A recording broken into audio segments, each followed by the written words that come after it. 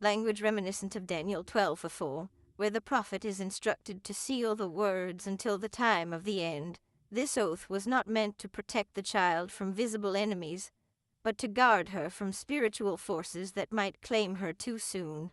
And so, her existence lived only in the shadows of history, in that space between memory and forgetting.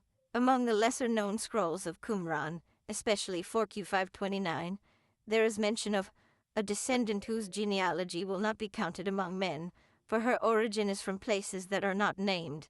This description echoes the language of Micah 5:2, which speaks of one whose origins are from ancient times, from days of eternity. Some scholars suggest that the erasure of this child's name was an attempt to prevent her lineage from being traced, isolating her from prophecies that might expose her destiny. Erasure does not destroy, it preserves. It is like covering a seed with dark soil. It disappears from sight, yet remains alive, waiting for the appointed season to break through. In the Gospel of Truth, found at Nag Hammadi, there is a passage that speaks of the name the Father has kept for himself, which only the Son knows, and to whom the Son chooses to reveal it. 5 Matthew 11:27.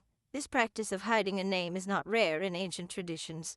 Names were more than sounds. They were spiritual keys. To speak them was to open doors. To conceal them was to keep the gates closed. Perhaps that is why, according to a Coptic codex preserved in Oxford, this child was guarded not by walls, but by silence. Rabbinic tradition also carries echoes of this idea. The Midrash speaks of a hidden tzaddik who bears a portion of the world's destiny, whose name is unknown even to the angels until the appointed time. The similarity to this child's story is striking. Both narratives tell of a life concealed until the weight of the promise can be borne. It is as if the earth is pregnant with a name it does not yet dare to give birth to, and there is yet a curious detail preserved in Syriac manuscripts, the description of a veil not woven by human hands, suspended over the place where the child slept. This veil, they say, moved gently even without wind, as if it breathed.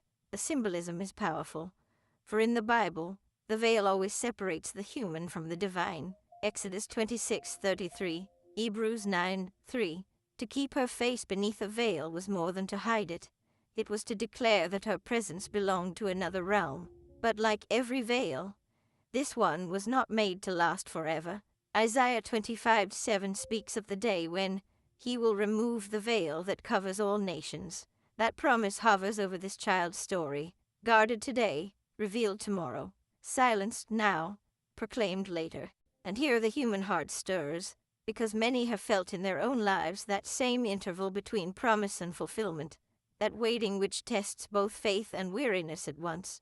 If as you hear this, you remember something of your own still waiting to break the silence, perhaps now is the moment to leave a like on this video, as one might light a candle in memory of that hope. Some accounts say her very name was inscribed on a fragment of stone, hidden beneath the floor of a ruined temple. The reference appears in Coptic tradition, where it is called Lithos Kryphos, the hidden stone, recalling Revelation 2:17, where the victor is given a new name written, known only to the one who receives it. The link between the stone and the name is symbolic. Both bear the weight of time, without losing their original inscription. In Ethiopian mystical circles, the CDS